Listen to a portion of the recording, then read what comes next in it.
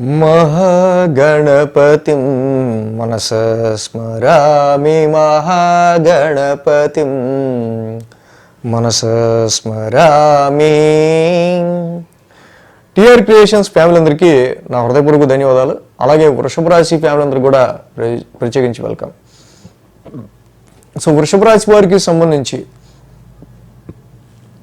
గురువు గారి యొక్క సంచారం, మిథున రాశిలో గురువు గారు ప్రవేశించడం, ఆయన సంచారం జరగడం, సో ఎటువంటి ఫలితాన్ని ఇవ్వబోతుంది ఏంటి మనం చూసినట్టయితే కనుక వృషభ రాశి వారికి సంబంధిస్తే కనుక గురువు గారు ఇక్కడ సెకండ్ హౌస్లో ఆయన సంచారాన్ని మొదలు పెట్టబోతున్నారు. ద్వితీయ స్థానంలో గురువు గారి సంచారం మొదలవుతుంది మిథున రాశిలో. So Jupiter is the planet of expansion. So ఎక్కడ ఆయన ఏ స్థానం ఉంటే ఆ స్థానాన్ని ఎక్స్పాండ్ చేస్తాడు. సో అలాగే లాంగ్ రన్గా చక్కగా ఆయన ఒక స్థానంలో ఉంటా, ఎక్కడుంటే ఆ ప్లేస్లో hope, Jupiter is the planet of optimism, అక్కడ కొంచెం ఆశావాదం, ఒక హోప్ని ఇస్తాడు.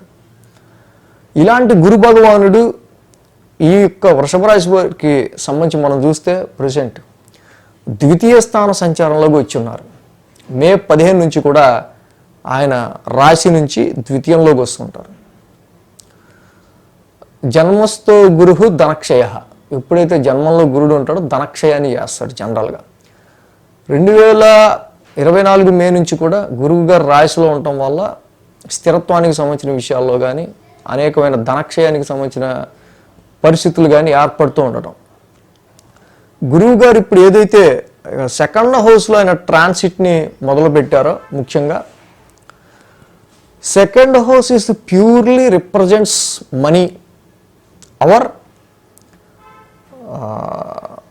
మన ఫైనాన్షియల్ స్ట్రెంగ్త్, మన ఫైనాన్షియల్ స్ట్రెంగ్త్ అంతా, మనకున్న మనీ స్ట్రెంగ్త్ అంతా అనేది మనం చూసుకోవడానికి.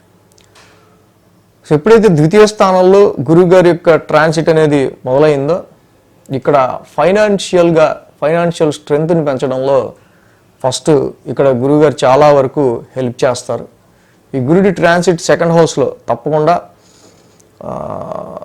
అంటే ఫైనాన్షియల్ సేవింగ్స్ని, ఆయన మన ఫైనాన్షియల్ సేవింగ్స్ మొన్నటి వరకు ఖర్చులు అయినాయి, ఒక అయిన ఖర్చులు అయితే అయినాయి. ఇప్పుడు కొంచెం మనం ఫైనాన్షియల్ కొంచెం ఖర్చులు తగ్గి ఏదన్నా ఒక 2 రాళ్ళు సంపాదించుకుని దాచుకునేటట్టు.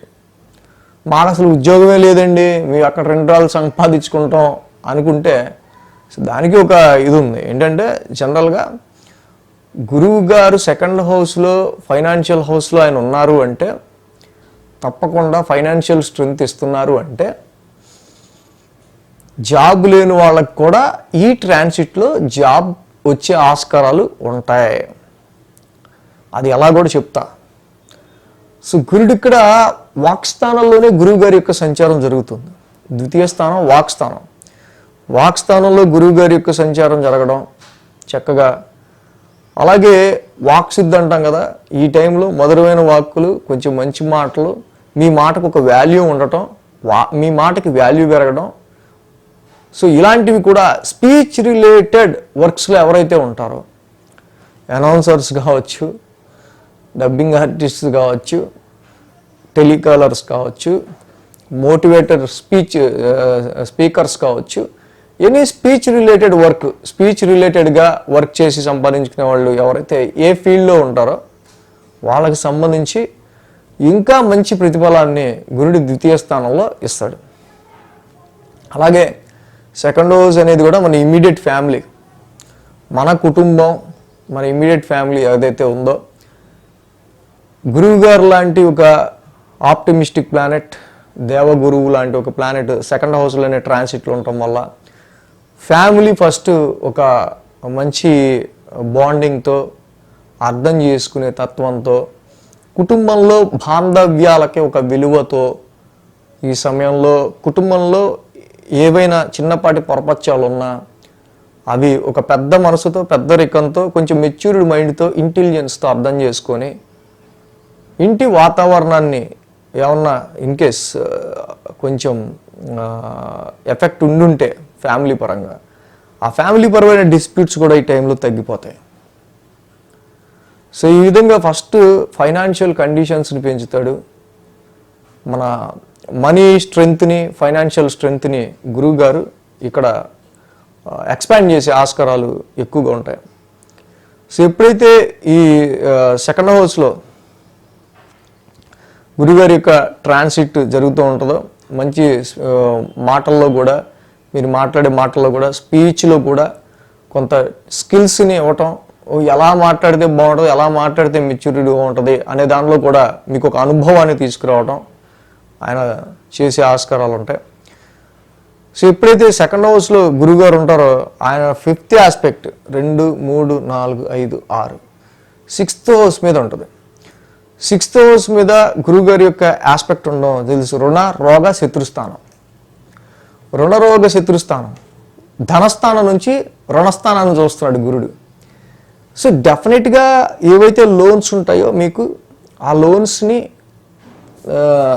తగ్గట్టుగా మీ యొక్క శాలరీ ఇంక్రీజ్మెంట్ ఉండి ఆ లోన్స్ మీరు కట్టుకునే విధంగా 6th హౌస్ మీద గురుడి యొక్క ఆస్పెక్ట్ ఉండటం వల్ల ధనస్థానం నుంచి సో మనీ మనకి ఫ్లోగా ఉంటే లోన్ కూడా చక్కగా మనం ఈఎంఐ కట్టుకోవడానికి కూడా ఒక ఇది ఉంటుంది. సో లోన్స్ విషయంలో కూడా మీకు ఒక తప్పకుండా ఆయన ఒక ప్రొటెక్షన్ని, లోన్స్కి సంబంధించిన విషయాల్లో కూడా ఒక ప్రొటెక్షన్ ఇస్తారు గురువు గారు.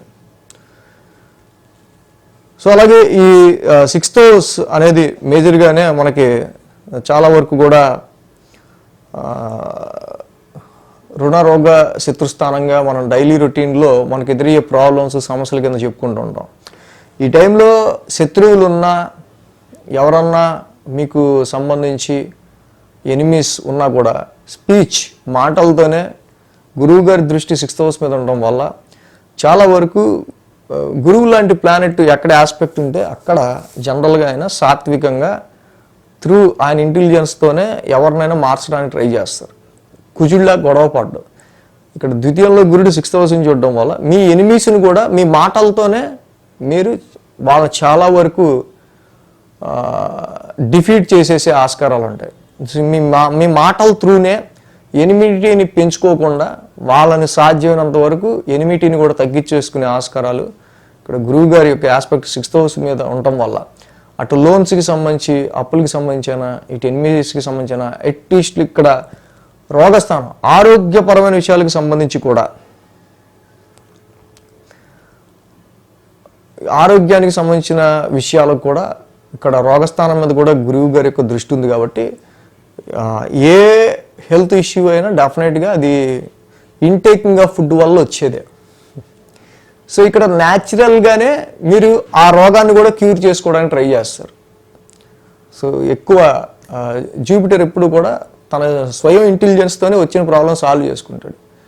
కాబట్టి ఏ ఫుడ్స్ అయితే పడట్లేదో అది తెలుసుకుని దాని త్రూ మీరు వాటిని అవాయిడ్ చేయటం వల్ల డెఫినెట్గా న్యాచురల్గానే మీరు రికవరీ అవ్వటం ఆ హెల్త్ ఇష్యూ నుంచి కూడా ఉంటుంది. అంటే మీకు ప్రాబ్లమ్స్ ఏమైనా క్రియేట్ అయినా ఆ ప్రాబ్లమ్స్ కూడా ఇక్కడ 6th హౌస్ మీద ఉండే ప్రాబ్లమ్స్ని కూడా గురువు గారే సెకండ్ హౌస్ నుంచి ఆయన దృష్టి ఉండటం వల్ల డెఫినెట్గా అవి కూడా మీకు సాల్వ్ అవుతాయి.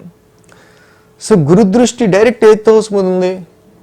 7th ఆస్పెక్ట్ ధనుర్రాశి మీద, ఆయన ఓన్ హౌస్. అది ధనుర్రాశి అనేది గురువు గారి own house. But 8th house అనేది సమ్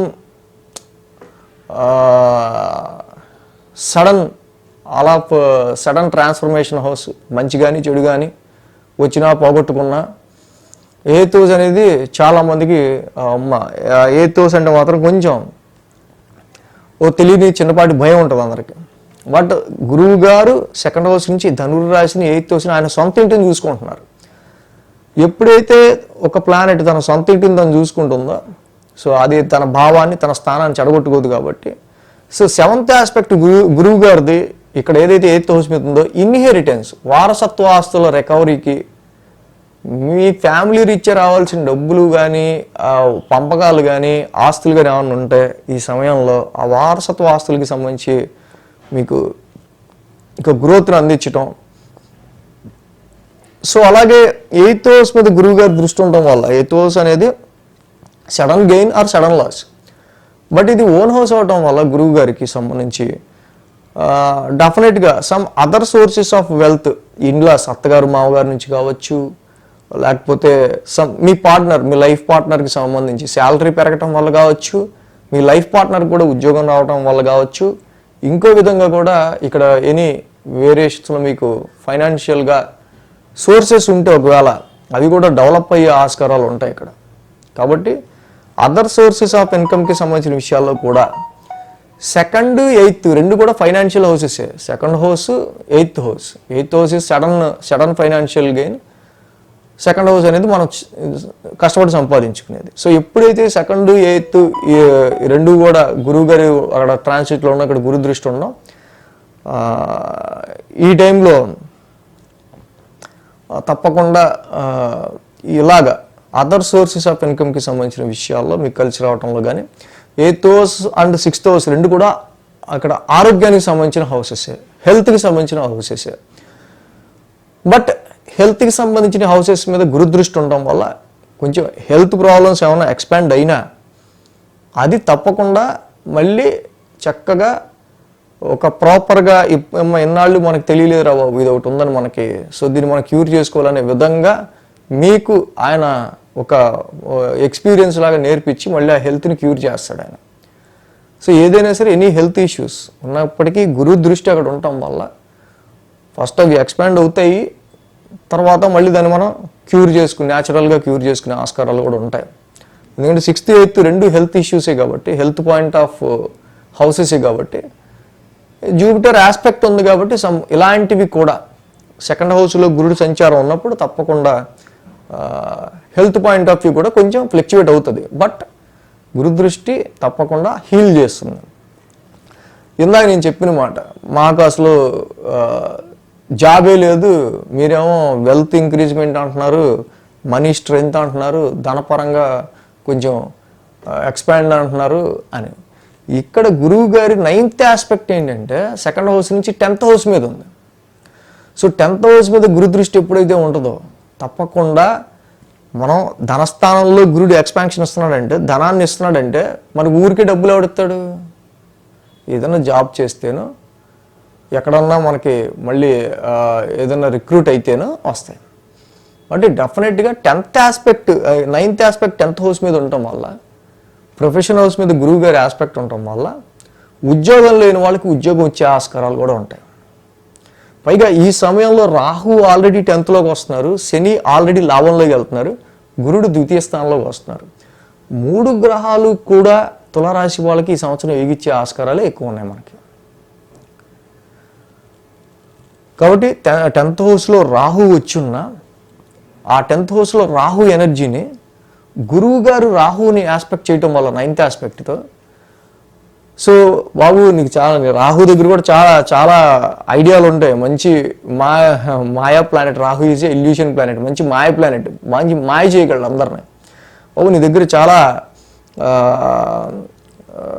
మ్యాజిక్స్ ఉన్నాయి, 10th హౌస్లోకి వచ్చావు బాగుంది, సో నీ మ్యాజిక్స్ అన్నీ కూడా కొంచెం పాజిటివ్గా ఉపయోగపడేటట్టు చెయ్యి అని చెప్పి గురువు గారి దృష్టి ఏదైతే 10th హౌస్లో రాహు మీద ఉందో ఆ 10th హౌస్లో రాహుని ఆయనకి తగ్గట్టుగా ఒక పాజిటివ్ వేలో రాహుని మోటివేట్ చేసి ఆ రాహు ఎనర్జీని 10th హౌస్లో ఎలా యూజ్ చేసుకోవాలో చక్కగా గురుడు అలా యూజ్ చేస్తారు.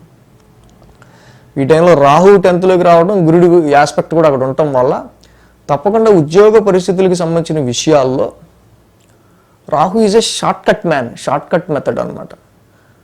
10th హౌస్లో ఉండటం వల్ల చాలా వరకు ఉద్యోగ పరిస్థితులకు సంబంధించిన విషయాల్లో రాహు 10th హౌస్లో యోగిస్తాడు, న్యాచురల్ ట్రాన్సిట్లో ఉపచయ స్థానాల్లో. కాబట్టి ఉపచయ స్థానమైన 10th హౌస్లో రాహు ట్రాన్సిట్ ఉండడం వల్ల ఉద్యోగపరమైన విషయాల్లో కూడా కొంచెం మనకి ప్లస్ జరుగుతుంది. గురుడి ఆస్పెక్ట్ కూడా ఉంది కాబట్టి తప్పకుండా ఈ టైంలో ప్రొఫెషనల్గా ఉద్యోగం లేని వాళ్ళకి ఉద్యోగం ఉండటం, ఉద్యోగంలో ఉన్న వాళ్ళకి కొంచెం యూనిక్గా, అంటే మిగతా వాళ్ళతో మనోటి డిఫరెంట్, కొంచెం ఇతనికి డిఫరెంట్గా ఏదన్నా వేరే పనప్ప చెప్పండి అని కొంచెం యూనిక్గా మీకు ఒక డిఫరెంట్ ప్రొఫెషన్ అండ్ డిఫరెంట్గా మీకు ఏదన్నా ఇక్కడ కేటాయించే ఆస్కారాలు కూడా ఉండొచ్చు. సో ఇలాగా కర్మస్థానాన్ని గురుడు చూడడం, అష్టమ స్థానాన్ని, 2వ స్థానాన్ని, అలాగే 6th హౌస్ని కూడా చూడడం వల్ల ఈ విధంగా. So thanks for watching TR Creations. ధన్యవాదాలు. ఈ వీడియో కనుక మీకు నచ్చినట్లయితే లైక్ చేయండి, షేర్ చేయండి. మరిన్ని అప్డేట్స్ కోసం సబ్స్క్రైబ్ చేయడం మాత్రం మర్చిపోకండి.